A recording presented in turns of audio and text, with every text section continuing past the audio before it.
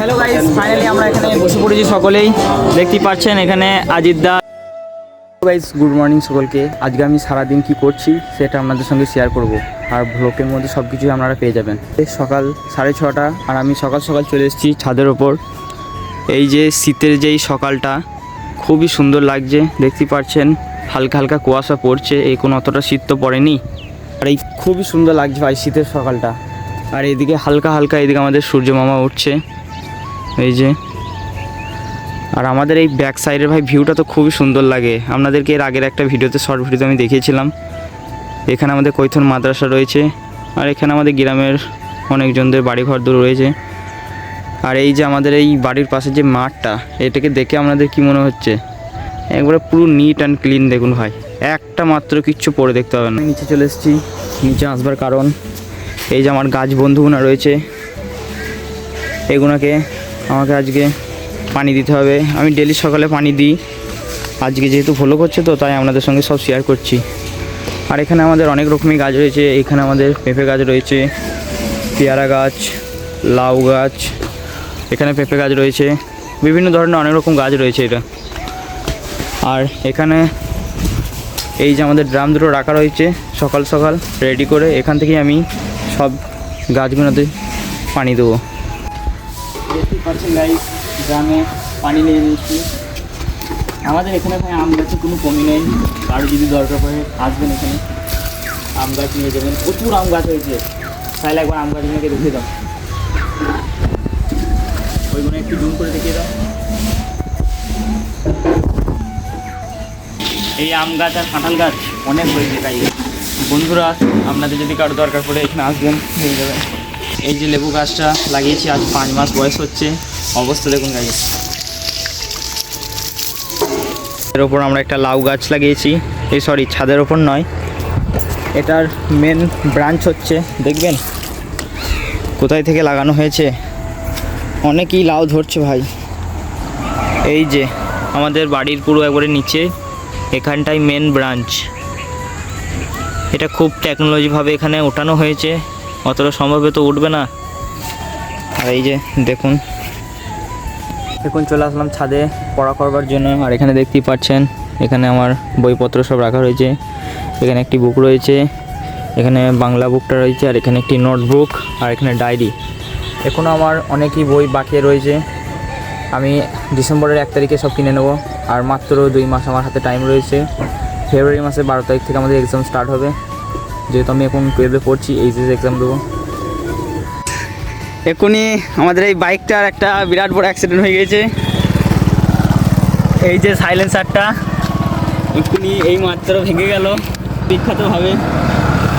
এই সাইলেন্সারটা ভাঙবার পর কিন্তু সাউন্ড দিচ্ছে, দেখুন সাইড একবার টানো তো, এই যে একেবারে ভাই অরিজিনাল বুলেটের সাউন্ড।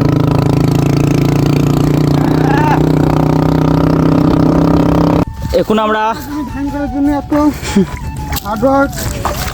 এখন ওই পার হতে হচ্ছে আমাদেরকে, এই যে একটু ছোট্ট পানি ব্রিজ টাইপের রয়েছে, এটা দিয়ে এবার ফাইনালি হয়ে গেলাম। আর ওই যে দেখতেই পাচ্ছেন ওখানে আমাদের মেশিন রয়েছে, এখন সমস্ত রকমের এই ভুঁইগুলোতে সব কাজ চলছে, দেখুন আমরা তাই যাচ্ছি। আমরা রাস্তা দেখবার জন্য চলে এসেছি গাড়ির। আর এই যে দেখতেই পাচ্ছেন এই ভুঁইটা পুরোটাই একবারে জ্বলে গিয়েছে।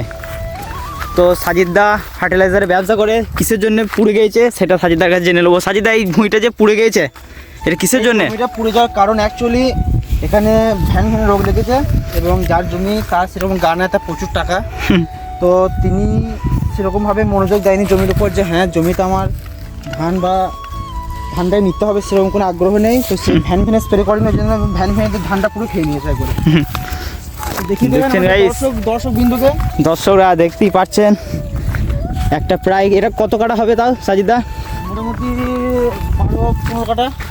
12-15 কাটা ভুঁই, পুরো ধান একবারে জ্বলে গিয়েছে, নষ্ট। তাহলে ভাবতে পারছেন এটা টাকা এলে মানুষের জমি বলে কোনো গা নেই। এটা যদি একটা আনপাবলিক ঘরের ভাই লোকের হতো তাহলে সে বুঝতে পারতো ব্যাপারটা, তার অরিজিনাল ভাই মাথা খারাপ হয়ে যেত। হ্যালো গাইস, আমরা এখন বেরিয়ে যাচ্ছি। আর ভাই এখানে যাওয়ার সময় দেখতেই পাচ্ছেন এটা কি সেল ভাইপার ভাই, ভাই এতটাই খারাপ এর বিষ, যা সমুদ্রে দেখতে পেয়েছি। কে মেরেছে, মারার পর এখানে দেখছি পুড়ি দিয়েছে। একবার যাকে কামড়াবে বলো কি হবে? এক ছবি মা বাপ বলতে দেবে না একবার। আর আমরা যেই এই প্লেসটা দিয়ে যাচ্ছি একবার ডেঞ্জারাস প্লেস, দেখতেই পারছেন একবার এলাকাটা। সাপ এবং জোকের খুবই মানে আতঙ্ক জায়গাটা, মানে এত আতঙ্ক কিছু বলার নেই। আমরা যে যাচ্ছি তাও কোনো ভরসা নেই এখানে। এখন চলে এসছে আবার চাপান ছড়ানোর জন্য সাজিদার বীজতলায়। এখানে দেখতে পাচ্ছেন কুড়ি আর ইউরিয়া রয়েছে, তো এখন ছড়াবে। তো হ্যালো গাইস, এখন দেখতেই পাচ্ছেন সাজিদা এখন সার ছড়াতে লেগে গিয়েছে। এই যে দেখতেই পাচ্ছেন শেষের দিকে প্রায়। সাজিদা এবার কত বিঘে জমি চাষ করবে? 8 বিঘে। 8 বিঘের জন্য দেখতে পাচ্ছেন বীজতলাটা একবার। আর এখানে সার ছিটানো হচ্ছে। হ্যালো গাইস, রাতের দিকে আমরা সকলে বেরিয়ে পড়লাম কাটোয়া যাওয়ার জন্য। এই যে দেখতে পাচ্ছেন জুয়েল ভাই রয়েছে, আজিদ, নন্টু ভাইয়ের দোকানে চলে এসেছি চা খাওয়ার জন্য। চাটা খেয়ে বেরোবো। দেখছেন এখন গাড়ি রেডি আমাদের জুয়েল ভাইয়ের। এখানে আজিদদা রয়েছে, সাজিদদা, আর এখানে জুয়েল ভাই। এখন আমাদের কার রেডি, তো আমরা এখন কাটোয়ার দিকে রওনা দিচ্ছি। গাইস আমরা কিছুক্ষণ পরেই কাটোয়া ঢুকবো। আর এখানে দেখছেন জুয়েল ভাই ড্রাইভ করছে, আর এখানে আজিদদা আর সাজিদা। জুয়েল ভাই, তোমার এই গাড়ি চালানোর অভিজ্ঞতাটা একবার বলে দাও, কত বছর চলছে এটা? এই তো কতদিন গো সাজিদ, বছর 10 হবে। আর সাজিদার অভিজ্ঞতাটা বলো। আমার হবে মোটামুটি 3 বছর। 3 বছর। আর আজিদার? আমারও সেম। আর আমি এখন ওয়াইটিং আছি, খুবই ওয়াইটিং আছি। এই যে দেখতে পাচ্ছেন জুয়েল ভাই গাড়ির ইন্টেরিয়রটা খুব সুন্দর সাজিয়েছে, খুব সুন্দর লাগছে। সব লেদারের মাল রয়েছে। আর গাড়ির যেই স্মেল কোয়ালিটিটা খুব সুন্দর জুয়েল ভাইয়ের। তো কাটোয়াই বানসারা রয়েলে গিয়ে দেখা হচ্ছে আমাদের সঙ্গে। কিন্তু গাইজ একটা সমস্যা মতো গাড়ি কাগজ এটা রাতে রাতে বেরোই ওই কারণে। আমাদের যাবো রাতে, দিনের বেলা আমাদের গাড়ি আবার গোডাউনে ঢুকবো। আমাদের দেখতেই পাচ্ছেন রাতের দিকে সব যাওয়া আসা করি। আর এখানে দেখতে পাচ্ছেন ব্র্যান্ডটা দেখুন, টাটা। আমাদের গাড়ি কাগজ বলে দাও গাড়িটা। হ্যাঁ, গাড়িটা 16 বছর বয়স, কিন্তু দেখছেন বডি কোয়ালিটি দেখুন। অন্য কোনো গাড়ি হলে চলতো না, শুধু টাটার গাড়ি হলে চলছে। এখন ফ্যান তো আছে।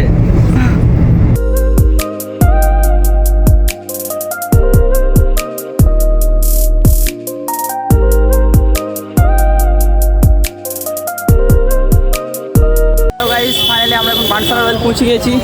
এই যে দেখতে পাচ্ছেন এটা হচ্ছে বানসারা রয়েল। এখন আমরা এন্ট্রি করছি। অ্যাপ্রেন্স দেখুন কত সুন্দর করেছে। এখানে আমরা লিফটে যাব। এই যে দেখতে পাচ্ছেন এখানে সবাই রয়েছে আমাদের গ্রুপের।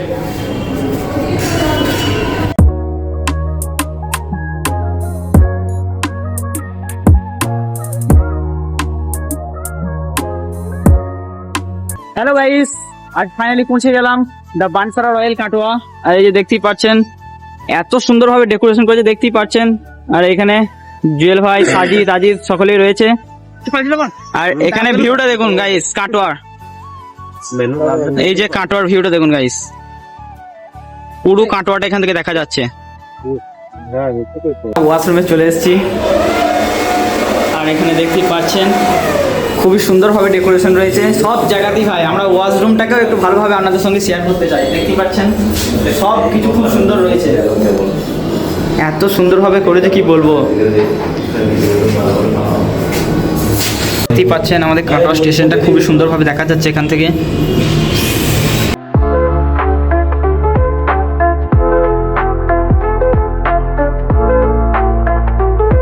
হ্যালো গাইস, ফাইনালি আমরা এখানে বসে পড়েছি সকলেই।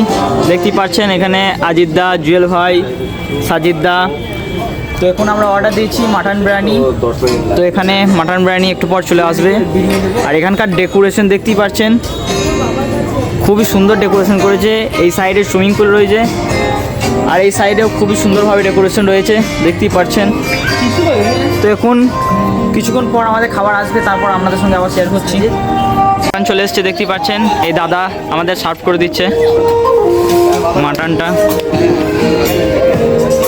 এখন আমরা খাওয়া দাওয়া শুরু করে ফেললাম। আর এখানে দেখতেই পাচ্ছেন সাজিদা কিরকম চালাচ্ছে। এখানে জুয়েল ভাই, আজিত খাবারের কোয়ালিটি আমরা দুর্দান্ত, খুবই সুন্দর খাবারের কোয়ালিটি।